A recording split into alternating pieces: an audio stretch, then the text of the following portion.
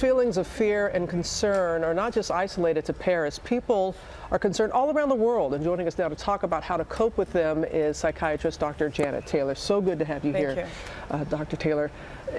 Cannot even imagine, we can't even begin to imagine what it must have been like to actually have been there. But even if you were not there, the fear that many of us have, and it just plays with your mind. Well, it's real because our brains are wired to constantly assess for our safety or whether we should flee. And so when you have a horrific event that happened, then certainly that disruption puts you on edge, and for good reason. And the reality is most of us have either witnessed or suffered or been exposed to trauma, and the more you have, then the greater the likelihood is that you will have some reaction to it. So the reactions, the uncertainty that we're all feeling are normal, and a loud sound, a thought, even a threat just triggers those feelings over and over again.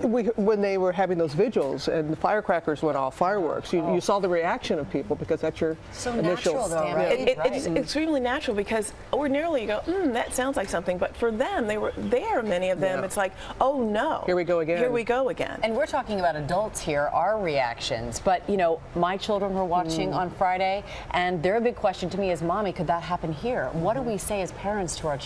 Well, I mean, you tell the truth, and the reality is we don't know what could happen, and so you say, wow, that must make you feel a certain way. You can share your own feelings and then talk about a safety plan. Do something good, do something, help other people. But for kids, think about it, talking to them in a way that's age appropriate. We don't want to scare them, but we also want to make them sure of the reality, which is why we lock our doors, we wear seat belts, we know where the fire exit are. So keep it to where they are, but certainly convey the sense that things are uncertain. But here are ways that you can be safe. And one of those things that you can do is certainly teach them from an early age how to balance themselves when they feel anxiety. So you can share your own times when you have coped and found healthy resources and help them be able to find those same tools. I think it's so important saying age appropriate. No, it's different for different ages. Well, it is, and certainly they're exposed to things with their smartphones and televisions, but we think that because they are exposed, they know on a certain level. Keep it simple, ask them how they feel, let them talk to you, and then answer in a way that doesn't scare them, but informs them. That you just made a great point, listen to them. And Dr. Taylor and I were talking before everybody came over just about how we cope, because we are all being inundated with all of this information, all of us, viewers, us, and things like flying, which I had never really worried about, but need to tomorrow. I'm scared, Yeah, well, here's the thing. I mean, the terrorism is primarily psychological.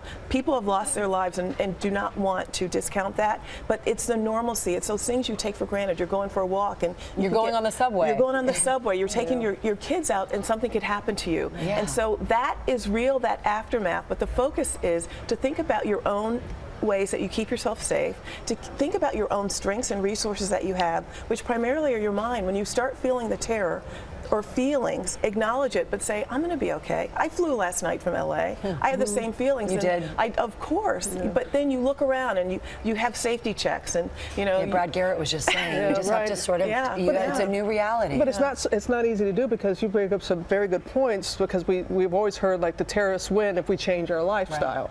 But it's hard not to when you are just gripped so soon. Well, I mean, but the point like is, but we can't afford to change our lifestyle because we have to go to work. Our kids have to go to school. There are things that we have to do. So it's really important that you, again, acknowledge your feelings, not just what you're thinking, but the feelings. Focus on what your strengths are. If you need to talk to somebody, call a friend. If you need to pray, pray. If you need to talk to your therapist, call your therapist. But it's about coping in healthy ways. Exercise, find support, do those things that you like to do, and then realize that you're not alone in it. But these, for the most part, are small events that happen. We have other daily disruptions and traumas that happen in our lives, and most of us are safe, and thank goodness that we are. Thank you. That's so helpful. Thank you. Hopefully that helped you there at home as well.